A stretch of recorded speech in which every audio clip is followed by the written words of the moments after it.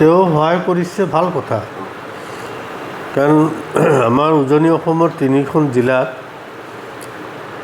যিটো বানপানীৰ তাণ্ডৱ হৈ গ'ল, যিটো কেতিয়াও কাহানিও হোৱা নাছিল, তেনেকুৱা ঘটনা ঘটি গ'ল। এই ক্ষেত্ৰত অকল বদৰুদ্দিন আজমলে নহয়, বহুতেই অসমৰ বিভিন্ন NGO, বিভিন্ন দল সংগঠনে অকল অসমৰে নহয়, গোটেই ভাৰতবৰ্ষৰ বিভিন্ন ফালৰ পৰা মানুহক সহায় কৰি আহিছে। গতিকে এই ক্ষেত্ৰত আৰু আজমল ডাঙৰীয়া সুকীয়াকৈ কিবা সহায় কৰিছে বুলি এইটো আলোচনা হ'ব নালাগে, আলোচনা সকলোৱে কৰিছে।